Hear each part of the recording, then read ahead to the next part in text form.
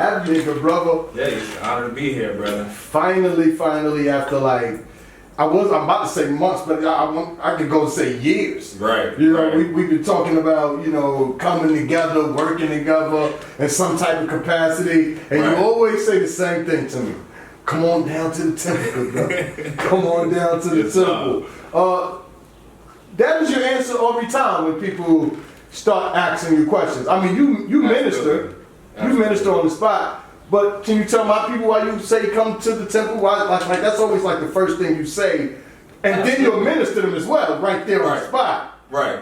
Absolutely, and that's simply because one, I like to give people the source where I receive my teachings from. Okay. So I can share with you some of my own portion of understanding, some things I've learned, but I learned it all through the Moorish Science of America, founded by Prophet Noble Drew Ali. I learned so much from the sheiks and the ministers and the teachers that I feel it's only right that if someone is really interested in understanding and learning more science, go to the source, go to the temple. Why do you feel more science is so important? Man, more science changed my life. Okay. It really taught me the basics around myself, who I am. I love the foundational teachings around the principles of love, truth, peace, freedom, and justice. We are to honor all the true and divine prophets, Jesus, Muhammad, Buddha, and Confucius. And particularly here in America, we've been branded, and when I say we, I'm talking about those that have been branded as Negro, blacks, and colors. Okay. Now they call them Ethiopians, and now recently refer to us as African Americans. All these different terms, which causes confusion. That's it. It causes confusion. Whereas we have a nationality. Okay. As a people, we were here prior to Christopher Columbus. Our history begins prior to slavery. We are the mothers and fathers of civilization, and more science really restores those teachings. That's what I loved about what Noble Drew Ali brought and taught. So I can talk to anybody, but I don't want you to get caught up in me and what I'm saying. Follow Prophet Noble Drew Ali, go to the temple. What would you say to a little 16-year-old kid who listens to NLE Chopper, and you probably don't even know who that is, right? Right. But I'm gonna tell you, he's probably one of the most ignorant young rappers out right now. Like, he's not talking about nothing but disruptive, ignorant things. Right. And shout out to NLE Chopper, he's making money. Right. Kudos to him. Right. But what do you say to the young kids who think that is everything? Where do we start with them? First, you got to be direct. You let them know that their thoughts are wrong. Okay. And you got to treat them with love and compassion. I have a 16-year-old myself. So I understand some of the challenges. I got a 16-year-old son, twin daughters that are 13, and a 3-year-old. So fortunately, through the temple, we do have Sunday school for our children. Sunday school, we introduce the basics to our children.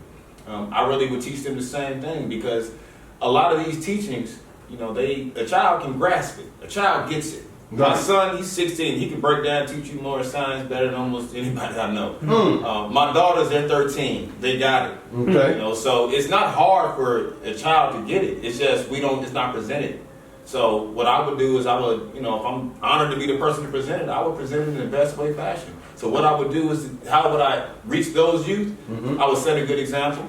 Okay. I would lead by example. I would be the message that I bring. Right. And then I would hold them accountable the same way I hold myself and my son accountable and my children. It seems like the only thing that grabs their attention now is money, is flashing, right? Right. But I believe without the flashing, if we can provide a way for these young men and women to be able to take care of their bills, their home, their family, have some type of financial freedom, we could probably get them to the temple a little easier, or maybe get them to think the way we need them to think. Right. It's hard fighting through the flash. Right. And the secular world where money has become the end all be all. And the influence of social media. They're not making brothers such as yourself pop icons, cultural icons. I mean, we got the Dr. Umar Johnsons, we have all these different brothers, Big Mike, what's his name? But we have all these brothers doing good things, and I salute to them. Right. But if you're not in those areas or connected to them, Sorry about that. It's okay, we know you're a busy man. We were on the youth. How do we reach the youth? Kind of working around the shiny stuff and all that. So this is what I say on that. First thing, we got to hold the people that misguided our youth accountable. First. Those adults that should be responsible parties that have been promoting a lot of this folly, a lot of the foolishness, a lot of the non-essential behavior, they need to be held accountable, and they need to learn that first thing, you cannot continue to lead in this capacity. You cannot promote this behavior to our youth because they're following your lead. So once we hold those adults accountable, we collectively, all of us, all the responsible adults, we come together and we take on the task of helping guide our youth. Teach them how to be industrious. Teach them how to do particular trades and skills, etc. So it starts with accountability. Right. First thing first. Hey. We can't blame the youth for doing what they do. Many of them grew up single parent homes. They grew up on the streets. They grew up with all types of different influences. So I look at us as the adults. We are the elders now. Okay. You know, I remember we used to complain growing up. We didn't have no elders, man, with no positive man in our life, role models, etc. But now we are the elders. We have that now. Right. We have that. We need to have it more, but we have it. Exactly. And I love that about this generation. I think this generation of men, of fathers, because we grew up in the, the 80s, the 90s. We wanted to be there for our children. Exactly. Now, I got a wide range of people that's gonna watch the show, baby mamas included. Okay. So I know I got a couple gonna be like, you ain't take care. So let me clear this up real quick. I have a lot of responsibilities. Yeah. And that's all I'm gonna say, Absolutely. man. But I'm a father, man, because I wanted to be a father, because my father wasn't there. And it killed me when I'm not able to be there for any one of my children. Right. So we've done a good job, and I want our generation right now to Blu Chek and give themselves a clap. Yes. And then back because we have reinstilled fatherhood. Right. And our generation did that. You can find flaws in everyone and anything and in every generation, but our generation definitely deserves the return of fathers. Right. Exactly. So you're right, though. Even though we have returned as fathers, we returned as fathers with bad habits and bad information, which we have passed down now. Right. So now, us being fathers might have hurt us, and it might have helped. It might have hurt us in the sense that we were thugs, right? Some of us was trying to be. Even the ones who wasn't thugs, they started to dress like the thugs dress. Right. Everyone was dressing the same. Even to this day, you can't tell the regular person from the drug dealer no more, or the rapper, because they all dress the same. Right. So the influence of thuggism, right, is ultimately what has led to what we see now, where everybody wants to be tough. Right. Everybody wants that story of, oh, I had a hard life. Right. Oh, yo, I'm from the gut. I started from the bottom, now I'm here. Like, these things became commercialized. I think that, to your point, that has a lot to do with the influence and the negative influence that is affecting the youth, because people watch too many movies, they watch too much entertainment, they're trying to be like somebody on TV. Be yourself. By nature, we are loving people. By nature, we are peaceful people. All right, all that tough guy stuff, it don't get anybody anywhere. So I think that's why going back to holding the adults accountable, holding those responsible people accountable, saying, look, man, because I know brothers, they tough, they talk like they tough and talk like they thugs, but in actuality, man, they are good, loving, positive men, good role models. A lot of people, they'll put on that facade because they think that's what people want to see. That's the outward show. We call it polished coat in more science. Right. You don't need that. That's one thing going back to more science, why I love it, because one of the teachings of Noble Drew Ali is, in the 101s, which we go over on Sundays for our children, the question is, how did the prophet begin to uplift the Moorish Americans? And the answer is by teaching them to be themselves. We got to simply be ourselves. We got to learn that there's a higher self and a lower self. The higher self, that is Allah in man. That's the mother of virtues and the harmonies of life. It breeds justice, mercy, love, and right. Then we have a lower self, the carnal self, the body of desires. The lower self breeds hatred, slander, lewdness, murder, theft, and everything that harms. The lower self is sometimes called the devil. So when we look at it and understand that, depending on which one you allow to lead your life, if you let your higher self lead you, you'll create heaven on earth for yourself. You let your lower self lead you, you'll create hell on earth for yourself. Because heaven and hell is a state of mind that we can create. based off our actions, words, and our deeds. So it's important that we hold everyone accountable to just that, their actions, their words, and their deeds. And if you misguided somebody, and if you caused some damage or some confusion, then it's on you to make a speedy reparation.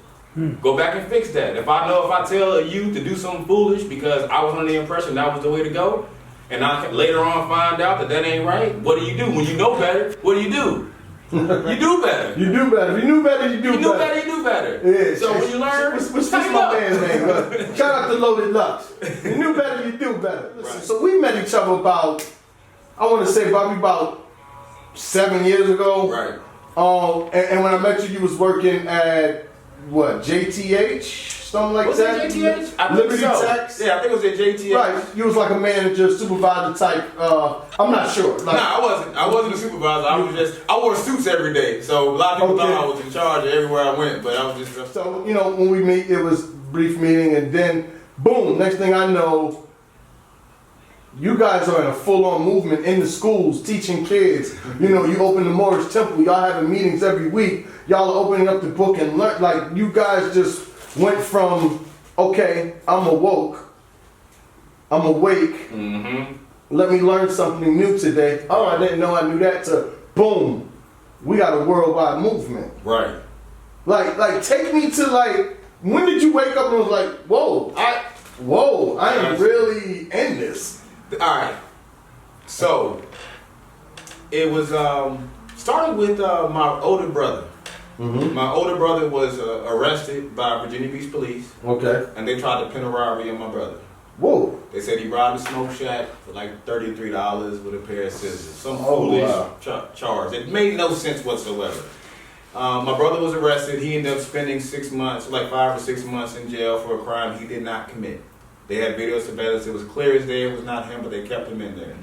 Right after that happened, Trayvon Martin was killed. Mm-hmm. So I was reflecting on, why is it legal to kill a black man in America? Mm-hmm. And why is mass incarceration targeting us? Mm-hmm. Because I got to figure this out. This doesn't make sense to me. There's no way that you can just kill us and nobody do anything. There's no way you can just snatch us off the street, claim that we committed some crime, take us from our family. It was just wrong. So I went through the process of studying various respectable leaders. I started with Malcolm X, who later became Malik El-Shabazz after he proclaimed his nationality. Mm-hmm. Then I started studying Cassius Clay, who later became Muhammad Ali after he proclaimed his nationality. Mm-hmm. Then I started studying Noble Drew Ali. Those were my 3 primary influencers. So during that time, as I'm studying this, I'm learning a whole bunch of new information, obviously. This is information I did not learn in the public school system. This is not information that was on TV, but it was public record. And it was irrefutable. Right. So I'm looking at it, I'm like, yo, so this is true, that's true. And to answer your question, how did we get to the point? We simply held ourselves accountable to the teachings. Why did we start having temple meetings? Because we went to the Moorish Science School of America, honest to the brothers, and praise Allah, honest to his prophet, honest to all things Moorish. We went to the temple, and when I first went to the temple, right, I had just left Christianity. Mm-hmm. So the brother was like, come on, my good brother Jahari, I love my good brother, peace and love. The good brother was like, come on, Mo, let's go to the temple. I was like, the temple? Man, y'all religious. Y'all replace Jesus with Noble Drew Ali, you replace God with Allah. I'm good. Mm-hmm. I'm not religious, I'm spiritual. The same argument everybody makes. Right. Now, I didn't realize how naive I was. To your point earlier. Right. Us, when we find better, we do better. I was against religion because I was like, nah, I'm not religious, I'm spiritual. And so I further understood that religion was how you express your spirituality. When I realized that, I said, whoa, so if I'm spiritual, I have to express this through some sort of religion that I choose. And religious freedom is protected in the Constitution. So it just makes sense to me to keep going. And I love the principles, I love the teachings, I love the people. Yes. Man, not to cut you, the level of discipline. Yeah. That is, how do you deal with the discipline? Like, I'm not going to ask you the lower self questions like, how do you deal with the sexy women walking by? I mean, just the level of discipline to stick to your teachings. The level of discipline to stick with going to the meetings. Right. The level of discipline to practice the lessons. Right. That's what I'm talking about. That discipline there. You got to be a little selfish. You gotta be a little selfish, a little self-centered, and you gotta focus on what's best for your spirit. Okay. What's best for you and your own growth, your own edification. And for me, I knew I needed the teachings because I did not know who God was. I didn't know who the devil was. I didn't know who Lucifer, Satan, devil, dragon, and beast. I didn't know heaven and hell. I didn't know who Allah was. I didn't know who Adam and Eve were. I didn't really understand Christianity. I didn't understand Islam. There were so many unanswered questions. And when I finally met the Moors, I was like, man, they seem to understand it. And I'm a Moor. You know, and as far as the holding myself accountable to the teaching, the discipline aspect, it comes with time, man. It comes with you just sincerely wanting to improve. If you want to know thyself and Allah, this is the route you must take. And part of that discipline, of the consciousness, as I grew in understanding, right, there's 5 stages of consciousness. So it's not just okay to be conscious, to be woke. That's step 1. We all conscious. We consciously came out of our mother's womb and screamed. Now you're conscious. The 5 stages consist of there's consciousness, there's discipline. Because after you're conscious, you got to be disciplined to it.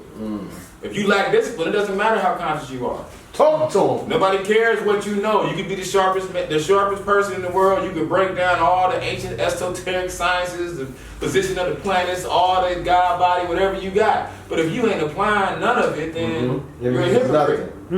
You're a walking contradiction. Walking contradiction. So shout out to, we got Banks in the back. He's good brother. Good Banks. Shout out to Bender.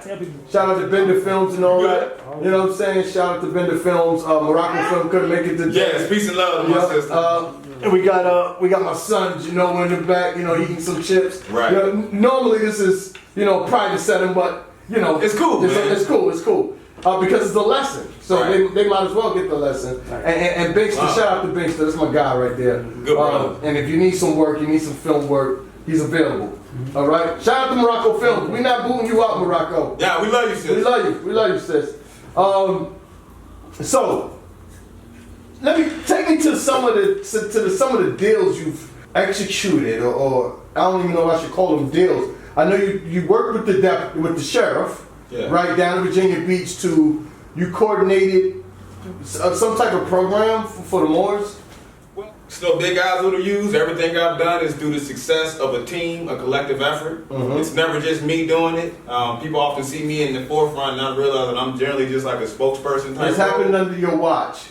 Yeah. That's why we Blu Checking you. Right. It's cool, Right. I'm humble and I like to make sure everybody knows, man, I'm a quote Confucius. Confucius said something. He said that if you meet a person better than yourself, turn your thoughts and become as equal. If you meet a person not as good as yourself, look within and examine your own self. So it's a constant focus around self-examination and self-development. No matter how successful or how good I think I am, I can always get better. Right. So some of the things that I've been able to do is I did receive a Volunteer of the Year award from a Men of Distinction mentoring program that I ran. You did speak to that earlier. I just started volunteering, and that was just me wanting to give back. Okay. My father committed suicide when I was 10 years old. So I could relate to a lot of youth as far as... Was that back in Mississippi? That was in Corpus Christi, Texas, actually. He was in the Navy. Okay, so but you're originally from Mississippi? I was born in Mississippi, but growing up, my father was in the Navy. So we moved every 2 years. So I'm from America, born and raised. Got you. I thought I had a nice little fun fact that you ain't know. That you know I knew. I didn't know you knew that I knew that. That you were born in Mississippi. I know. I was trying to be like Narwhal. The guy Narwhal that knows all these random facts of these celebrities? Nah, I'm not. I think I have seen that. Yeah. I know you're not in the mix like that. I don't be in all this. I don't watch a whole lot of TV. Right. So I mean, I was trying to be fancy.